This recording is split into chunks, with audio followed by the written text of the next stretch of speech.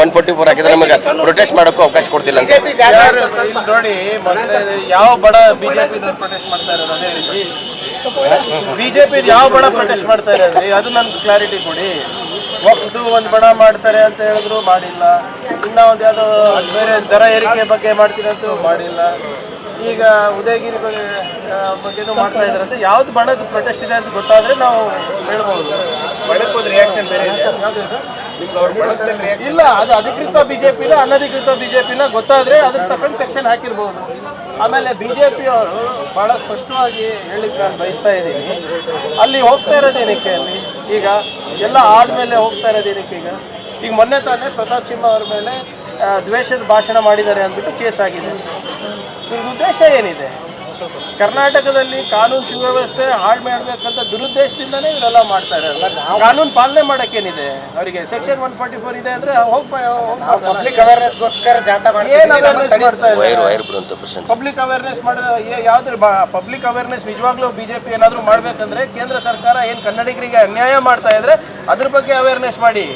ಹೋಗಿ ಕೇಂದ್ರ ಸರ್ಕಾರದಲ್ಲಿ ಮಹಾರಾಷ್ಟ್ರ ಸರ್ಕಾರ ಏನು ಕನ್ನಡಿಗರ ಮೇಲೆ ದೌರ್ಜನ್ಯ ಮಾಡ್ತಾ ಇದ್ರೆ ಅದ್ರ ಬಗ್ಗೆ ಅವೇರ್ನೆಸ್ ಮಾಡಿ. ಇದ್ರ ಬಗ್ಗೆ ಅವೇರ್ನೆಸ್ ಏನು ಅವಶ್ಯಕತೆ ಇಲ್ಲ. ಎಸ್ಕಾಂನವರು ಒಂದು ನೋಟಿಸ್ ಜಾರಿ ಮಾಡಿದ್ದಾರೆ, ಒಂದು ವೇಳೆ ಗೃಹಜ್ಯೋತಿ ಹಣ ಏನಾದರೂ ಸರ್ಕಾರ ಕಟ್ಟಿಲ್ಲ ಅಂದ್ರೆ ಜನ ಕಟ್ಟಬೇಕು ಅಂತ ಹೇಳಿ. ನೋಡಿ, ಅದು ಯಾವುದು ನನಗೆ ಗೊತ್ತಿಲ್ಲ, ಅದ್ರ ಬಗ್ಗೆ ಹೆಚ್ಚು ಮಾಹಿತಿ ಇಲ್ಲ. ESCOM is a corporation. ಏನು ಈ ಯೋಜನೆ ಇದೆ ಕಾರ್ಪೊರೇಷನ್ ಅನುಷ್ಠಾನ ಆಗುತ್ತೆ, ಸರ್ಕಾರ ಅದು ಪಾವತಿ ಮಾಡುತ್ತೆ. ಜನರು ಯಾಕೆ ಇಲ್ಲ, ಯಾರು ಅದು ಕೊಟ್ಟಿದ್ದಾರೆ ನನಗೆ ಸಂಪೂರ್ಣವಾದಂಥ ಮಾಹಿತಿ ಇಲ್ಲ ನನಗೆ. ಆದರೆ ಏನೇ ಇದ್ರೂ ಸರ್ಕಾರನೇ ಭರಿಸ್ಬೇಕು. ಇಟ್ಸ್ ಏನು guarantee by the government, not by the ESCOM. ಎಸ್ಕಾಂದವ್ರು ಯಾರೋ ಏನೋ ಮಾಡಿರ್ತಾರೆ ಅಂತ ಅದಕ್ಕೆಲ್ಲ ನಾವು ಗಮನ ಕೊಡೋದ ಅವಶ್ಯಕತೆ ಇಲ್ಲ. ಎಸ್ಕಾಮಿಂದ ಏನಾಗ್ತಾ ಇದೆ ಅದನ್ನ ಪಾವತಿ ಮಾಡೋದು ನಮ್ಮ ಜವಾಬ್ದಾರಿ ಆಗುತ್ತೆ. ವಿಜೇಂದ್ರ ಅವ್ರ ದಿವಾಳಿ ಆಗಿದೆ. ಫಸ್ಟ್ ಅವ್ರ ಏನು ದಿವಾಳಿತನ ಅವ್ರ ಪಾರ್ಟಿನಲ್ಲಿದೆ ಅದ್ರ ಬಗ್ಗೆ ಮಾತಾಡಲಿ. ಕೇಂದ್ರದಿಂದ ಆಗ್ತಾ ಇರುವಂಥ ಅನ್ಯಾಯ ಏನಿದೆ ನಮ್ಮ ರಾಜ್ಯಕ್ಕೆ ಅದ್ರ ಬಗ್ಗೆ ಮಾತಾಡಲಿ. ಸುಮ್ಮನೆ ಪಾಪರ್ ಸರ್ಕಾರ, ಆ ಸರ್ಕಾರ, ಈ ಸರ್ಕಾರ ಅಂತ ಹೇಳ್ತಾ ಇದ್ದಾರಲ್ಲ.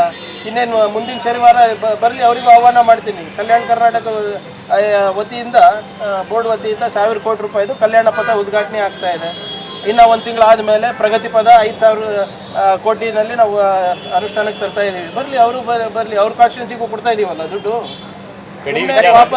ಪಾಪರ್ ಆಗಿದೆ ಸರ್ಕಾರ, ಏನು ಅಂಕಿಅಂಶಗಳು ತೋರಿಸ್ಲಿ ಸರ್. ಅವರು ಸಾಲ ಮಾಡಿ ತುಪ್ಪ ತಿಂದಿರೋರು ಅವರು, ಅವರ ಏನೋ ಸಾಲದ ಬಡ್ಡಿ ಕಟ್ತಾ ಇರೋದು ನಾವು. ವಿಚಾರದಲ್ಲಿ ಅನಗತ್ಯ ಗೊಂದಲ ಆಗ್ತಾ ಇದೆ. ಮಹಾರಾಷ್ಟ್ರದಲ್ಲಿ ಕಂಡಕ್ಟರ್ ಗಡಿ ವಿಚಾರ ಬಸ್ಗೆ ಬೆಂಕಿ ಹಚ್ಚಿದ್ರು. ನೋಡಿ, ನಾವಂತೂ ಅದನ್ನ ಖಂಡಿಸ್ತೀವಿ. ಬೆಳಗಾವಿ ಬಗ್ಗೆ ಯಾರು ಪುಂಡಾಟಿಕೆ ಮಾಡೋ ಅವಶ್ಯಕತೆ ಇಲ್ಲ. ಭಾಳ ಸ್ಪಷ್ಟವಾಗಿ ನಾವು ಸಂದೇಶ ಮಹಾರಾಷ್ಟ್ರದವರಿಗೂ ಹೇಳಿದ್ವಿ, ಕೇಂದ್ರ ಸರ್ಕಾರದವರಿಗೂ ಹೇಳಿದ್ವಿ. ಈಗ ಮಹಾರಾಷ್ಟ್ರದಲ್ಲಿ ಅವ್ರ ಸರ್ಕಾರ, ಬಿಜೆಪಿ ಅವ್ರ ಸರ್ಕಾರ ಇರೋದು, ಕೇಂದ್ರದಲ್ಲೂ ಅವ್ರದ್ದೇ ಸರ್ಕಾರ ಇದೆ. ಡಬಲ್ ಇಂಜಿನ್ ಸರ್ಕಾರಗಳು ಮಾತಾಡ್ಕೊಂಡು ಹೇಳಿ ಹೀಗೆಲ್ಲ ಮಾಡಬಾರ್ದು ಅಂತ. ಯಾವುದು ಮಾಡಿದವ್ರು ಎಲ್ಲ ಯಾರೇ ಇರ್ಬೋದು ರೀ.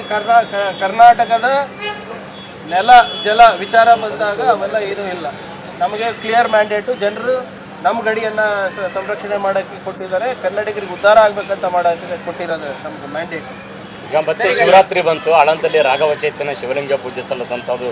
ನೋಡಿ, ಕಾನೂನು ಎಲ್ಲರಿಗೂ ಅನ್ವಯಿಸ್ತದೆ, ಅದು ಯಾವನೇ ಇರಲಿ, ಆಯ್ತಾ? ಇಲ್ಲ, ಈ ಬಾರಿ ಅನುಮತಿ ಏನಾದರೂ ಕೊಡ್ತೀರಾ ಅಂತ? ನಾನಲ್ಲ, ಕೋರ್ಟ್ ಕೊಡಬೇಕಲ್ಲ.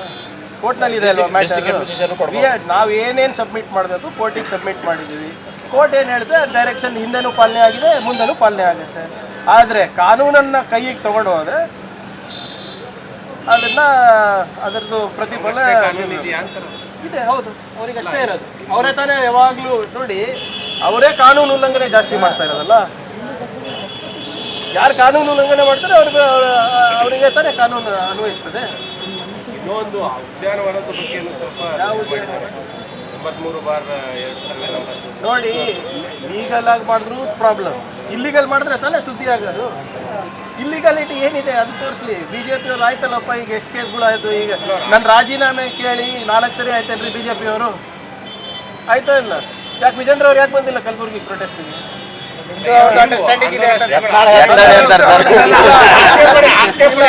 ನೀವು ನಂಬ್ತೀರಾ? ವಿಜೇಂದ್ರ ಅವ್ರು ಹೇಳ್ಬಿಡ್ಲಿ ಪ್ರಿಯಾಂಕರ್ಗೆ ಜೊತೆ ಅಂಡರ್ಸ್ಟ್ಯಾಂಡಿಂಗ್ ಇದೆ. ವಿಜೇಂದ್ರ ಅವ್ರ ಬಗ್ಗೆ ಇರ್ಬೋದು, ಏನೇ ಫ್ಯಾಕ್ಟ್ ಇಸ್ ಫ್ಯಾಕ್ಟ್. ಅವರ ಅಫಿಡವಿಟ್ ಬಗ್ಗೆ ಯಾರು ರೇಸ್ ಮಾಡಿದ್ರಿ? ಯಡಿಯೂರಪ್ಪ ಅವ್ರ ಪಾಕ್ಸ್ಕೋ ವಿಚಾರ ಬಗ್ಗೆ ಯಾರು ರೇಸ್ ಮಾಡಿದ್ರಿ? ಇದು ಅಡ್ಜಸ್ಟ್ಮೆಂಟ್ ಅಂತಾರ? ಅದಕ್ಕೆ ಹೆದರಿದ್ರು ಅಂತ ಇರ್ಬೋದು, ಯಾರಿಗೂ ಗೊತ್ತು, ಬಿಜೆಪಿ ಕೇಳಿ ನೋಡಿ, ಬಿಜೆಪಿ ಅವರೇ ಅವರು ಅಸಮರ್ಥರು, ಅವ್ರ ನಾಯಕತ್ವದಲ್ಲಿ ಬಿಜೆಪಿ ಉಳಿಯಲ್ಲ, ಯಡಿಯೂರಪ್ಪ ಅವ್ರು ಯಾವ ಸ್ಟೇಜು ಹತ್ತಬಾರ್ದು ಅಂತ ಬಿಜೆಪಿ ಅವ್ರು ಹೇಳಿದ್ದು. ಬಿಜೆಪಿ ಅವ್ರ ಪ್ರಶ್ನೆಗೂ ನಾನೇ ಉತ್ತರ ಕೊಡ್ಬೇಕಂದ್ರೆ ಹೆಂಗೆ ಸರ್? ನಂದು ಕೇಳಿ ನಾನು ಹೇಳ್ಬೋದು ನೋಡಿ, ಕರ್ನಾಟಕದಲ್ಲಿ ಪಂಚಾಯತ್, ಇಡೀ ದೇಶದಲ್ಲಿ ಕರ್ನಾಟಕ ಪಂಚಾಯತ್ ರಾಜ್ನ ನಂಬರ್ 1 ಇದೆ. ಯಾರನ್ನ ಇದು ಕೇಳಿದ್ರ ನನಗೆ ಚೆನ್ನಾಗಿ ಮಾಡಿದ್ರ ಸರ್ ಕೆಲಸ ಅಂತ ಒಬ್ರು ಹೇಳಿಲ್ಲ ನನಗೆ. ಬರೇ ಯಾವನೋ ಸ್ವಾಮೀಜಿ ಅಂತ, ಇವ್ರು ಬಿಜೆಪಿ ಅಂತ, ಇವ್ರು ಬಿಟ್ಟು ಬೇರೆ ಏನು ಕೆಲಸ ಇಲ್ಲ ಪರಿಹಾರ ಕೊಡಬೇಕು. ನೋಡಿ, ಮತ್ತೊಮ್ಮೆ ಉಚ್ಚಾರ ಮಾಡ್ತಾ ಇದ್ದೀನಿ, ನೆಟ್ಟೆ ರೋಗ ಅಲ್ಲ ಅದು.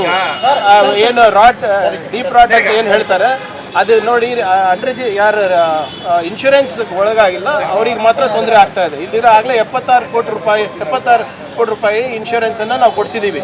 ಬೀದರಿಗಾಗಿಲ್ಲ, ರಾಯಚೂರಿಗಾಗಿಲ್ಲ, ಯಾದಗಿರಿಗಾಗಿಲ್ಲ. ಇಲ್ಲಿ ನಾವು ಬೆನ್ನಿಂದ ಬಿದ್ದು ವಿ ಹ್ಯಾವ್ ಎನ್ಶೂರ್ಡ್ ನಮ್ಮ ರೈತರಿಗೆ ಅನ್ಯಾಯ ಆಗಲಾರ್ದಂಗೆ ನೋಡ್ಕೊಂಡಿದ್ದೀವಿ.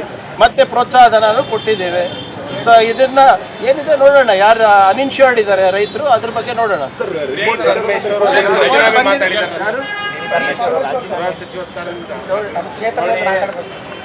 ಅವ್ರಿಗೆ ಯಾವ ಸಂದರ್ಭದಲ್ಲಿ ಮಾತಾಡಿದ್ರು ಅಂತ ನನಗೆ ಗೊತ್ತಿಲ್ಲ.